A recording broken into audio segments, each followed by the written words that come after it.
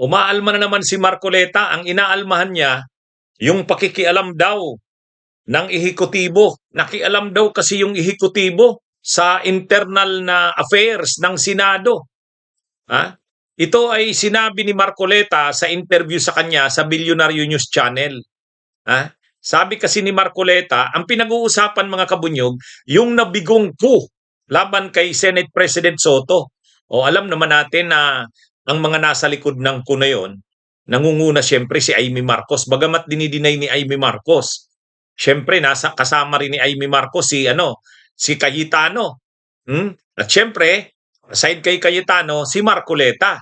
Yang tatlo na yan eh. Yang tatlo na yan ang mga pasimuno. Si Pia Cayetano naman, actually, nandyan lang naman si Pia dahil manginginabang siya ng todo. Siya sana yung magiging Senate President pro tempore. Kanang kamay magiging second o pangalawa kay Loren Legarda. Kaya lang yun na nga, naunsyami ang kanilang akala nila tagumpay na. Ngayon, in-interview si Marcoleta sa programa ng Bilyonaryo News Channel. Ang sabi ni Marcoleta, mga kabunyog, mga kababayan, nakialam daw kasi ang ehekutibo sa Senado. Kaya ito yung pagkakasabi ni Marcoleta. Sa Bilyonaryo News Channel ito, Marcoleta, ibinunyag ang pakikialam umano ng executive branch sa naudlot na kudeta sa Senado.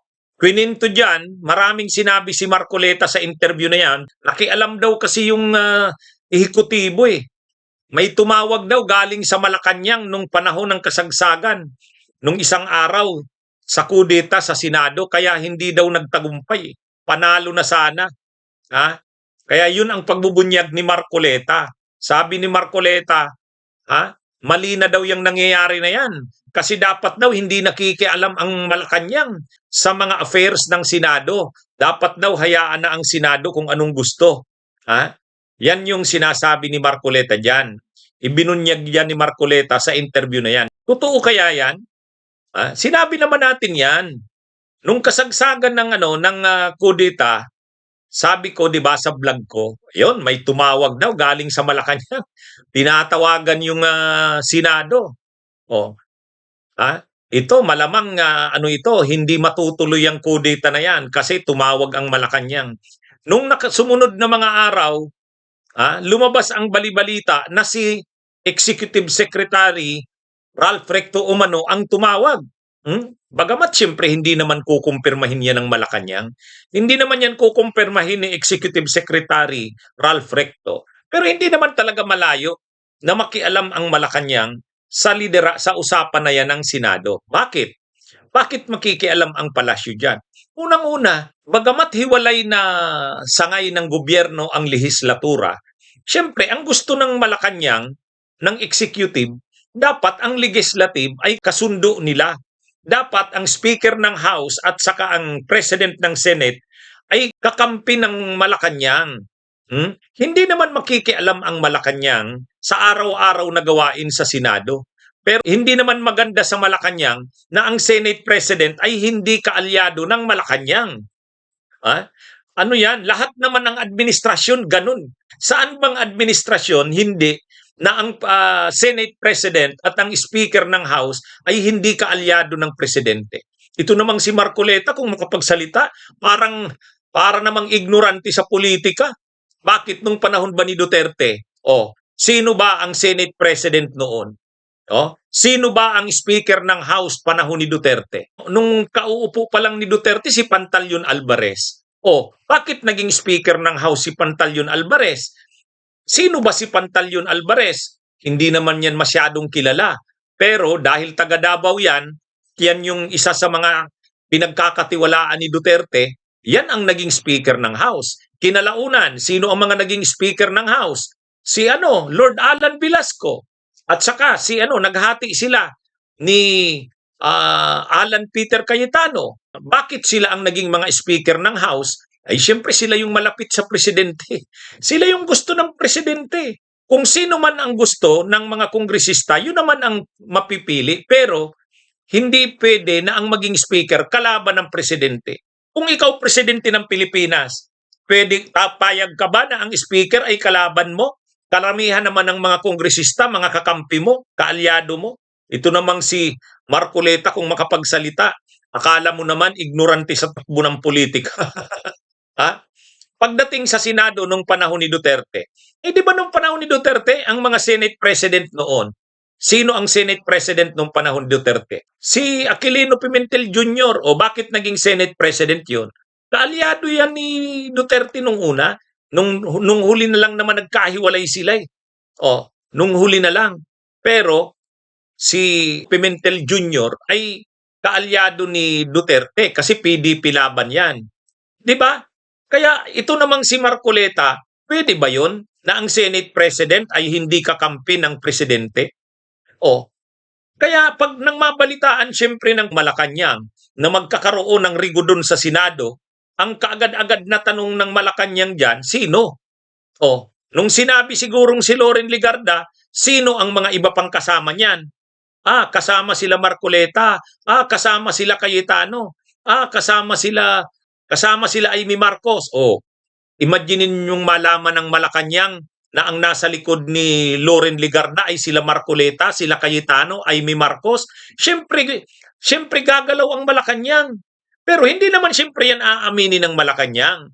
Kaya ito namang si Marcoleta, nagrereklamo, umaalma, para ba namang nung panahon ba ng Tatay Digong nila, hindi ganon? Ay natural ganon yan. Ganyan talaga sa politika. Totoo, kakampi nila si Loren. Okay lang naman sa Malacanang si Loren Legarda. Pero sino ba ang nasa likod ni Loren Legarda? Si Amy Marcos na lumalaban na sa kapatid niya. Si Cayetano na kalaban din sa administrasyon. Si Marcoleta na mga kalaban ng administrasyon. Ay natural, ano yan? Gagalaw ang Malacanang diyan. Ngayon, paano gumalaw ang Malacanang umano ng araw na yan? Ganito ang nangyari mga kabunyog. Mayroong mga nakapag-commit na umano na usasama sa kudita. Pero nang tumawag ang Malacanang, may dalawang kapansin-pansin. Mga kabunyog. Ang una, si Jingo Estrada, kasamahan yan sa minorya na kasama dun sana sa binibilang. Pagkatapos umano ng roll call, yung picture na yan, si Estrada umakyat na sa taas sa kanyang opisina. Hindi na nagpakita doon. Ibig sabihin, nagpa-check attendance lang sa roll call. Pagkatapos niyan, umakyat na sa taas. Ano kaya ang posibleng dahilan? Pwedeng tinawagan na wag ka nang dyan. Ang isa pang kapansin-pansin, si Mark Villar. Nandun umano si Mark Villar, pero hindi naman lumalabas sa opisina niya. Kaya kumbaga ang suspitsya dito, tinawagan niya ng Malacanang na wag i-atras nyo na ang suporta nyo dyan. Ay syempre, wala na nga si Bato. Tapos nagpa-check lang ng attendance sa roll call si Estrada tapos umakyat na sa opisina niya. Si Mark Villar naman nandun din daw, hindi naman lumalabas. So ibig sabihin, may duda doon na gumalaw na ang Malacanang. Kinakausap na yung mga pwedeng makausap na i-withdraw yung suporta kay Loren Legarda. Ngayon, wala nang nagawa yung minorya. Ngayon, mali ba yung ginawa na yun ng Malacanang? Kanya-kanyang galawan yan pagalingan yan. Ganyan talaga sa politika, dynamics yan. Ito namang si Marcoleta, nagrereklamo, kaya daw naudlot yung kudeta, panalo na daw sana yung minorya. Kung hindi lang nangialam ang Malacanang, ang ehekutibo. Tama ba na nangyari nga kaya na nakialam? Hindi malayo yan na nakialam nga. Pero mali ba ang pakikialam na yan? Ideally, hindi dapat nakikialam. Pero ganyan naman ang politika Kahit namang saan na administrasyon. Kahit na sino pa. Basta't walang magiging Senate President na ayaw ng Malacanang. Walang magiging Speaker ng House na ayaw ng Malacanang. Magsabi na kayo kung sino yung gusto nyo. Bahala kayong pumili dyan sa mga pangalan na yan. Kung sino man dyan ang mapili nyo, okay lang yan sa Malacanang. Pero hindi pwede na ang maging Senate President ay hindi kakampi ng Malacanang. Normal yan. Ganyan talaga sa politika. May mga galawan talagang ganyan. Kahit naman sila sa minorya, may mga maniobra din yan. Ang usapin na lang diyan, pagalingan na lang ng maniobra. Di ba? pagalingan na lang ng diskarte at maniubra. O ngayon, natalo kayo sa maniubra, natalo kayo sa diskarte, mahina kayo. Kasi kung malakas kayo, magaling yung pagkakaplano nyo at solido kayo, kahit makialam ang Malacanang, hindi kayo matatalo. Bakit may interes ang Malacanang dyan? Ay kung ang Senate President hindi nila tao, kung ang Senate President ay hindi nila kakampi, problema yan. Kung ang Senate President ay pinapagalaw ninyo, Marcoleta, nila Amy Marcos, nila Cayetano, ay problema sa Malacanang yan. Kumbaga, habang hindi pa nangyayari, pigilan na. O, katulad niyan, kung kayo ang naging liderato ng Senado, o, anong mangyayari sa Senado? O di pro-China ang Senado. Bunyog, bunyog, halikan na kasama ka. Bunyog, kapag buklod ay may pag-asa. Luzon, Visayas, Mindanao, isa ang pananaw. Sa bagong Pilipinas ang bunyog isisigaw. Bunyog.